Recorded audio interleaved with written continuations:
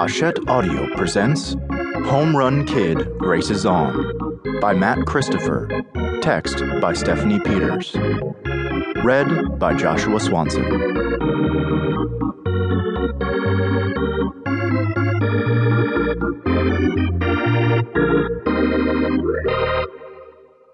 Chapter 1. Tell me again, why am I going to see some kid play baseball? Duane Francis asked Sylvester Coddmyer the Third. Sylvester, Duane, and a third boy, Snooky Malone, were riding along a winding bike path to a ball field a few towns away. Syl opened his mouth to answer, but Snooky beat him to it. "Because he's a home run phenom," Snooky said, "just like Syl was after he met Mr. Ruth, or Babe Ruth, as we think his real name is," Duane groaned. "Not that story again. I'm telling you, Syl. That man was just some guy going around impersonating Babe Ruth." "Actually," Syl said hurriedly, "I wanted to see this kid because our team will be playing his team, the Orioles, on Saturday. He plays third base, like you, Duane, so I thought it would be a good idea for you to check out your competition." "But you do think Mr. Ruth could be there, right?" Snooky insisted. "That's the whole reason I'm coming." Sylvester glanced at his friend.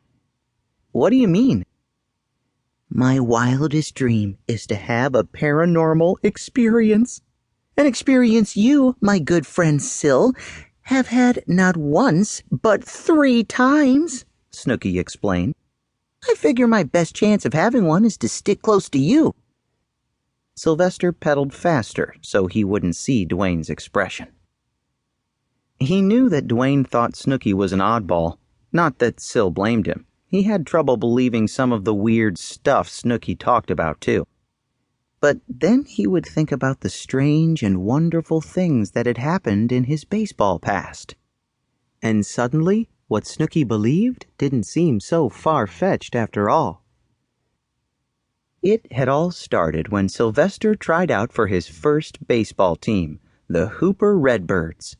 He'd always loved baseball, but he soon learned that loving a sport and being good at it were 2 very different things. Then he met a man named George Ruth. Mr. Ruth gave Syl pointers on his stance, his grip, and other parts of his game. Almost immediately, Sylvester began to play better, much better, especially at the plate. After he met Mr. Ruth, he hit a home run in every game. Word soon got out about the kid who only hit homers. Reporters showed up to interview him after his games. Photographers took his picture. A national magazine even offered him a lot of money for the rights to his story. They all asked the same question. How was he doing it? "I just hit the ball squarely on the nose," Sylvester told them.